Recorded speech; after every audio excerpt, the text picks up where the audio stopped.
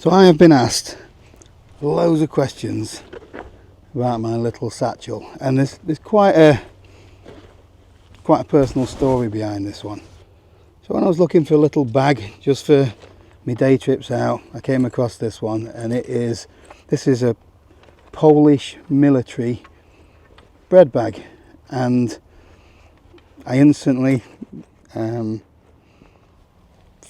a fond affection for it because my granddad, he fought in the Polish army, and I just imagined that he'd carry something similar to this anyway, although this is much later than the World War II ones. And I brought my little sister. Well, she's not little, is she?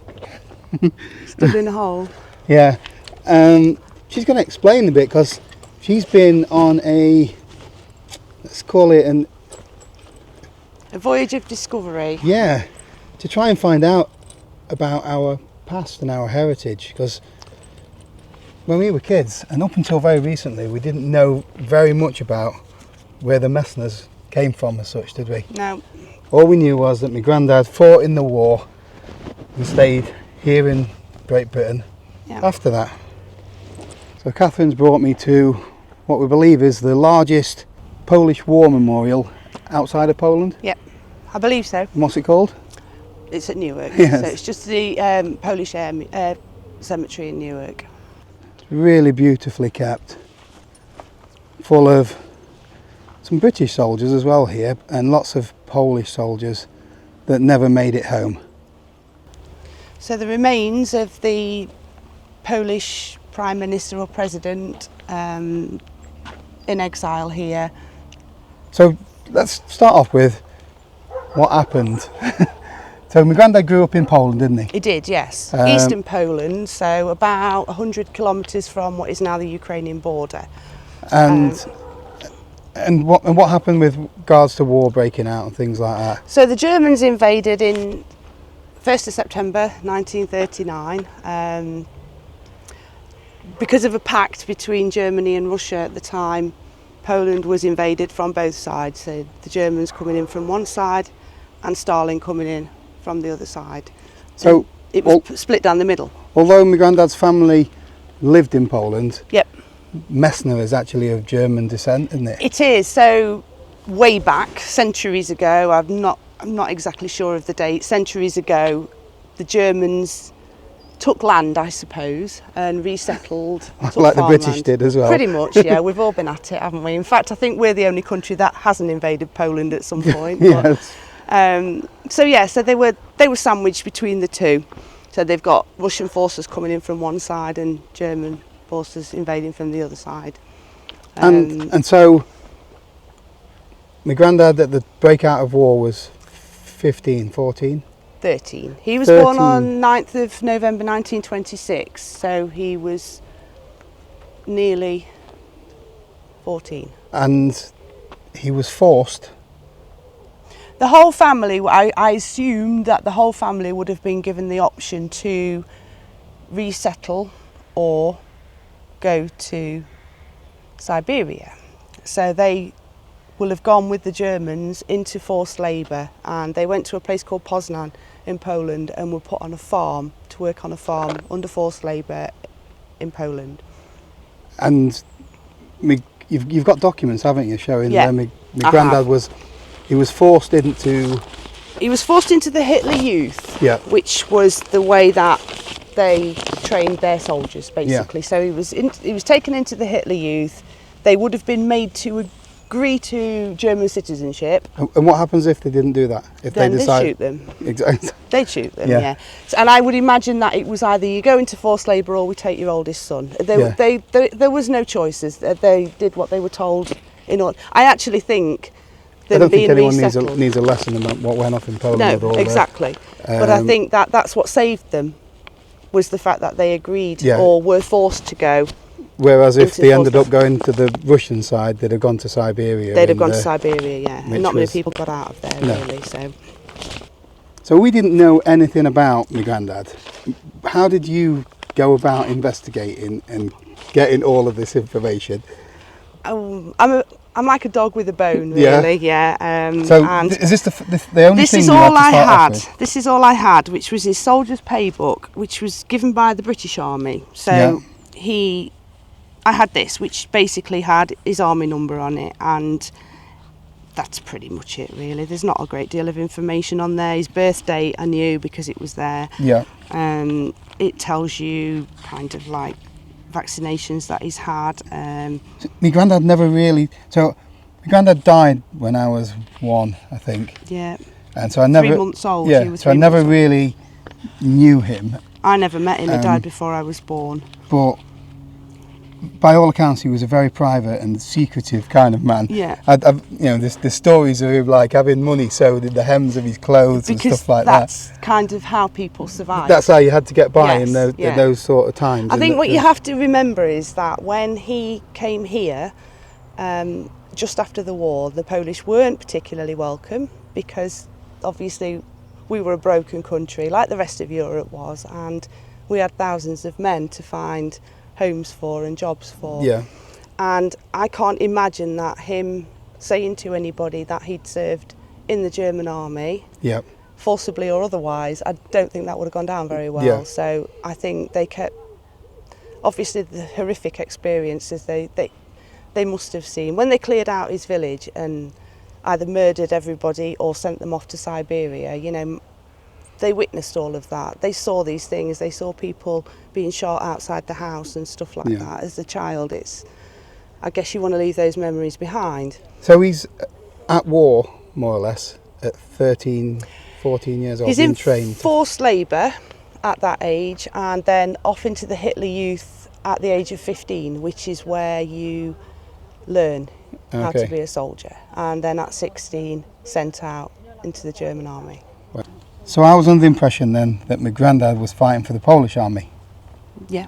So you just said there he was in the German army. He was. So what have you found out, and how did the switch take place? And Right, okay, so the only bit of information that actually came straight from the horse's mouth, so to speak, and my grandma told me about it, was that my granddad was sent to France. She didn't know he was sent to France as a German soldier, but that's what happened. He was sent to France as a German soldier, and he escaped. Yeah. And he held on to the underside of a train. He didn't want to be in the He didn't German. want to be a German. He wasn't German, he's Yeah. Polish. Everything says he's Polish. Yeah. He was born in Poland. Everything says he's Polish.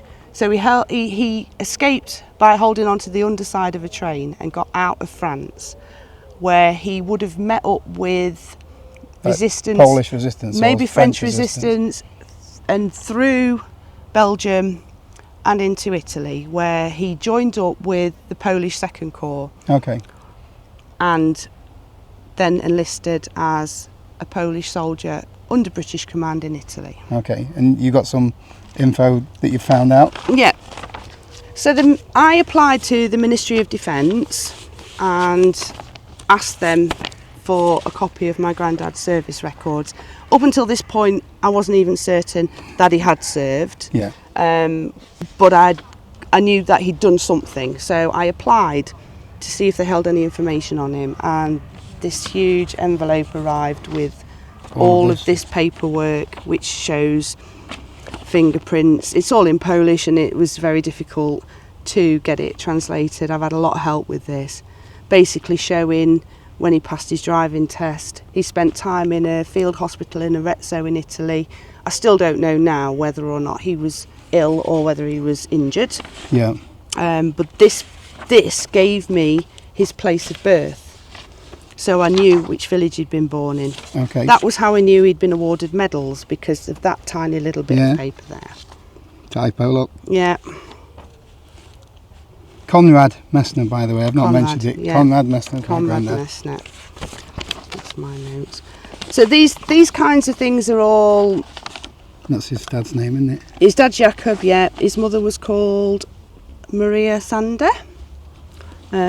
These records are, for example, show where he was educated and what he wanted to do if he left the army, and all these kinds of things. Lots of information on here, which was all relevant at the time. This is his alien identity certificate. So he was a private. And he came back over to a hostel. Yes. That actually, this is where he was When they in found him a job. Sheffield, when they found him a job. So he was a trainee coal mine in there. Yeah, so he said he wanted to be an engineer / driving instructor. That's didn't he? right, yeah. But like you said, all the British soldiers came back as well. Yeah. They all wanted jobs Yeah. and all that kind of stuff. Yeah. And the Polish were second-grade citizens to a certain degree. Absolutely, yeah. Absolutely, And yeah. so you would be working in a steelworks. Steelworks or coal mines were Yeah. basically the two options I Yeah. think that they had. By this point, he'd met my grandma, Yeah. and they went to Trimden. Once he'd passed his coal mining training, they went up to Trimden, where my grandma was from. Yeah. And he Have you mined got some at Trimden. photos of my granddad Yes. in his army stuff? Can we have a look on the Yeah, phone? certainly we can. And then I'll get them on the screen afterwards. Yeah. So the photos were really hard to come by. I don't know if you can see that very well. Yeah, that's my granddad on his own. Handsome fellow, isn't he? Gorgeous, yeah. In his Polish uniform. But there are very few photographs anyway. Another one that I did manage to find was he's on this picture. It's a very grainy picture, and this is when he passed his driving test. This is in Italy. He fought at the Battle of Bologna and the Battle of Ancona or Ancona. Ancona. Yeah. Which is obviously, this is all within this paperwork. So his schooling, for example, this is where I found Grabowskie Dolny, which is the village that my granddad was from. So you've been there, haven't you? I have been there, yeah. Yeah. Yeah. I've been there. I took my mum and dad and my 3 boys, and I stood in my granddad's garden. I gathered. So you've got photos as well, haven't you, of the little farmhouse thing, the mill where we used to live. Yeah, and it's still there.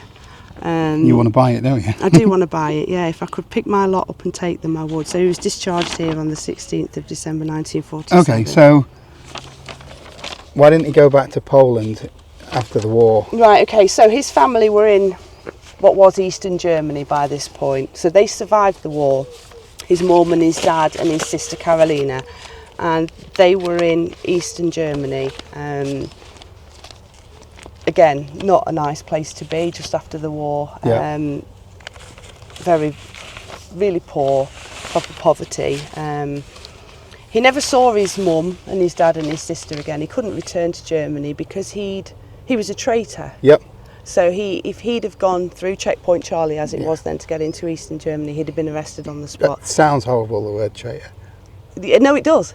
But I'm proud, more proud than you could ever be. But to them, he'd switched sides. yeah, but he was forced. He was forced. He was forced to fight for forced them. to be somebody you're not. Exactly. Yeah. Exactly. And brave enough as a young man to stand up and say, no, I'm not having this. You know. And he was 17, 18 years old, and was brave enough to think, no, I can't go with everybody else, and I can't stay where I am now, and I have to try and get across Europe. Yeah. So he couldn't go back really to Poland because there's not much there. There's nobody there, and Poland was then, at the end of the war, It was communist. as part of the pact, we gave Poland to Russia and said, fill your boots, basically. And so Poland was under communist rule. Again, my granddad had fought for the wrong side in previously. Poland too, in a way, because he'd gone. But actually, there was nothing there. There was no family there. There was no home there. Did he ever go back to Poland? Never went back to Poland. No, never saw Poland free, which is, I think, the saddest thing of all. Yeah. Because he never got to see his homeland free, and he could have gone back. I do know, Uncle Stefan. Yep. So Uncle Stefan went back. He drove over to Poland. So Uncle Stefan, by the way, is not Uncle Stefan. No, he's not Uncle Stefan. He came over back from the war with my granddad, With my didn't he? granddad, So he was friend of the family, really close, and Uncle Stefan. Uncle Stefan. Yeah, Uncle Stefan. So Uncle Stefan went back to Poland several times, but he drove there. Yeah. Whilst it was still under communist rule, and he drove there with a car full of Levi's jeans and lots of stuff that he wasn't really supposed to take over, and took a bit of a risk, really, going in the back way and then selling these things to the Polish people who couldn't get them there. I mean, people right up until not that long ago were queuing for hours for bread. For bread, yeah. Poland was it was a sad place. Yeah. And when you see Poland now, it's the most amazing place. I've still not been. I can't believe you've not been. It's on Do the you want wish to see his list. medals anyway? Yeah, we've got some medals. So, our granddad, you keep squelling I know, I know, sorry. So our granddad was awarded 3 medals for his service. He never got to collect them himself, did he? In fact, there's a story behind that as well, isn't there? Yeah, so he didn't collect his medals. There are a couple of possible reasons for that. Obviously, I can't confirm exactly which one it is, but the Polish soldiers had to pay for their medals, and most of them were completely brassic. They had nothing. They had no home. They had nothing. So they had to pay for them. But there was also, during the victory parade in London at the end of the war, the Polish weren't invited. They played a huge part in helping us to win the war. But in Italy, they were the main. Yeah, they took Monte Cassino. Yeah. We tried several times and failed, and the Polish took Monte Cassino, which then opened up the gateway to Rome, and then we were in Italy, and obviously Italy was under Mussolini. So that was communist as well. Was it 43 or something like that the Italy bowed out? Or yes. They were out before the Germans, weren't they? Yes. So then they. Something like that. So they played a huge part in helping the Allies to win the war, basically. But they weren't invited to the victory parade in London, and so out of solidarity for that, they said sod your lots medals. of them said you can stick your medals, basically. Yeah. So I don't know which one of those it was. It could have been both. I do know that my granddad remained in Italy after the war had finished for some time in I think it's the Expeditionary Force, and I always want to say Basil Exposition on that, but the Expeditionary Force, which were peacekeeping and policing, basically, because they didn't have a government, I think, and there was possibility of the communism uprising a little bit, and so they were just trying to keep a lid on things. So my granddad didn't come back till 1946. Yeah, he says he was just discharged 47. Yeah, so he so that could be another reason why he didn't get his medals. Private Konrad Messner. Yeah, that's his so number.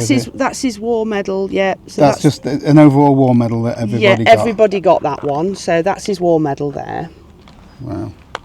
So the Ministry of Defence have held on to these, or because my granddad never collected them, they were sat there waiting, I think, for somebody to apply for them. Yeah. And I applied, and I really didn't think very much of it, and I waited, and then one day I'd gone shopping and I came home, and there was this envelope, and I opened it, and these were inside, and it was just the most amazing thing ever.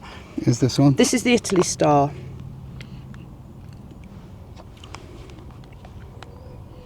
Wow. And I've never seen these till today. Have you not? You might have shown them here before. 1939 to 1945 star. So by the age of 18, he's fought all over Europe. Yeah. And been awarded 3 medals and lost everything, and then start all over again. Yeah. So after the war then, or 1947 or whatever, Grandad comes to England. Yep. He'll be in a Polish resettlement camp. They were all over the country. I believe he was in Derbyshire. There was one at Hardwick Hall, so it could be Hardwick that he was at, although I'm not sure. So my dad was actually born in Hino, wasn't he? He was, yes. So I don't know what my grandma was doing around here though. She was in service. I believe she was working at a big house. When she met my granddad, she told me that she was working in a big house. I believe service, so she'll have been making beds and looking after people and whatever. And my granddad drove by. She was waiting for the bus. Yeah. And my granddad drove by. He didn't speak a word of English, did he? Little bit. Okay. So the first thing he said to her was, "How many old are you?" And I think there was a You lot can of... say that better than I can say in Polish. There was a lot of eyelash fluttering, I think. Oh, yeah. And I'm going to put a picture on the screen now of my grandma when she's a little bit older, but she was...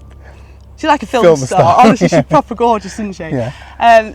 So how many old are you was the first day, Yeah. and then the second day he drove by again when she was waiting for the bus, and he learnt a new line, which was, "When you are my wife." Smooth. Yes, and that was it, I think. Yeah. I think that was it, and then they obviously will have gone to a dance, and then he must have showed her some moves. I don't know, but Yeah, I know yeah. she loved him from the minute she saw him. Oh, And they then moved up to Trimdon to get married, and yeah, so we're here now the rest because... is history. Yeah, Because yeah. Europe was broken, and yeah, so it's that same old thing, isn't it? That immigrant thing, and you know, when you think back to what happened then, and it's not so different to now. You know, they weren't. I know, but I think They weren't hugely welcomed. you've got to... They were fighting under the British Army, so to speak, under Yes, Polish army you know, under British command. so they're giving their all Yeah. for the whole cause. Yes. You have to give a little Yeah. bit back, don't you? So all of those soldiers that were enlisted into the Polish Second Corps, A lot of these soldiers all of these as well. soldiers here, yeah, enlisted into the Second Corps, were taken when Stalin released everybody. Yeah. A man called General Anders was put in. Was he in this graveyard as well, did you say? That's General Sikorsky over Yeah. there, And General Anders was one from the First World War. he was a cavalry officer or general Yeah. in the First World War, and then was obviously part of. He had an army of men in the Second World War. He was captured and sent to Siberia, and there were thousands of people packed off to Siberia from eastern So Poland. that was where my granddad's family could have ended up then. Yes, had they not gone to Germany, they would have gone to Siberia. So there was men, women and children, grandmas, you name it, they were all there in Siberia. And when Stalin signed the pact with the Allies, part of the deal was that he released all of the prisoners, or all of the labourers, if you want to call them labourers, Yeah. in Siberia. And they were all put under the command of General Anders. General Anders agreed to do it, provided that they released everybody. Everybody. The And women, children, he grandmas, took granddads. everybody to the Middle East, Iran or Iraq, I think. Yeah. And he took everybody, and he took the children, and he took... Walked. They walked, or some of them went on some trains for part of Yeah. the journey, but there was a long march to get to the Middle East, where they were then put into Not everyone got there. did they? battalions. No, lots of people didn't get there. They were put into battalions and sent to fight, and trained up basically. Yeah. And that's where they formed the Polish, The Polish Second Corps. which is the army that my granddad fought for. Yes. So all of those men who came, men and women, because it wasn't just men in the Polish Second Corps, all of these people and all of those people in this country now who've got the same Polish background as we have will have all come through in that way. And they were all resettled. The British government did something called the Polish Resettlement Corps. So they transferred everybody from the Polish army under British command into the Polish Resettlement Corps, which gave them the right to resettle here. Yeah. Or return to Poland if they wanted to. Some did go back, but I guess it would be those You people. said there's a grave of a lady over there, so There is, yeah. she brought back She brought back orphans. orphans. How many orphans? I 100? don't know how many there was, but she brought back orphans that she took from Siberia, and she took them with her to Iran, and then she brought them here at the end of the war, and then she did manage to get them back to Poland to their families. That's the... I think every Polish family, It's got a story, haven't they? they were just ordinary people who did extraordinary things, and every single person in Poland, every single family in Poland was touched by it in one way or another. There's lots of men here, I guess, that British families and we all... it's all nations, all clubbed together, but everyone's got something. But everybody like this. who's got any Polish ancestry that came here Will have gone through will similar have sort gone of through things the to what my Polish granddad did. resettlement corps, just the same as my granddad did. Wow. So what's the name of the village again where my granddad grew up? Oh, here comes the Polish bit. Grabowce Dolne. Yeah. Okay, and It's within the Lublin district of Poland, and I joined a village gossip Facebook group Yep. for Grabowce Dolne and the surrounding villages. That's just purely from what it said on that bit of paper? From that bit of paper. And I thought, how can I find out about this place? And I thought, I know the best way to find out is to go on the bit... Facebook. You know, the Facebook page where everybody Facebook moans... selling page. Yeah, where everybody moans that somebody's dog's left mess or whatever. One of those. I joined one of those, and I contacted them, and I just said, this is me and this is my granddad, and does anybody know anything? And there was a wonderful man who I now consider to be my Polish family too. I've stayed at the house, I'm in contact with him all the time, and he really stuck his neck out. His name's Albin, and his lovely wife Krisha, and they did lots of research. They've looked everywhere, they've searched the church records, as I said, they've had me in their house, and they took me to my granddad's house, and when my mum and dad were there as well. And there's a little memorial now for my granddad there. There is a little memorial, yes, and I painted rocks and I took them over, and so I stood in my granddad's garden and I walked down to his school where he would have walked to school. Really, really amazing, and it's the most beautiful place. But the thing is, that land was taken away from him. Yes. And then you never get it back. You've got no. No, I mean, yeah, no, it's true. I mean, there was actually at some point there was talk of the possibility of returning it to us, but I can't have, or we can't have, a partly derelict building in Poland that we can't do anything with or whatever. When you see the photos of it, it's the most beautiful place. It's a mill, so the mill stream is running at the side of the building. There's lakes all around it because they were carp fishermen. Carp farmers. So they farmed carp for food. And it's still farmed now for food. Yeah, but it's what they have on Christmas Day, I think. They have on Boxing Day, and it's a big thing. I don't fancy it No, myself, to be honest. the ugly looking fish. Feel a bit muddy, but you know, that's what they eat, and so there's lots of carp farming around that area. They're really big on it. But the mill would have been used sort of like a municipal thing. So all the farmers, even still in that area of Poland, it is quite a rural. I can't say that word. Rural. Can you say it? Rural. Rural. So it's very rural, very Polish. So they don't speak English, or very few people speak English there. The children do, but the grown-ups. You stayed with them and not having to use Google Translate, didn't you? But we got really drunk on vodka and had a brilliant night and didn't speak a word of each other's language. It was fantastic. I don't know how we did it, but we managed it. Vodka helps. Yeah, it really does, and sign language. It was great.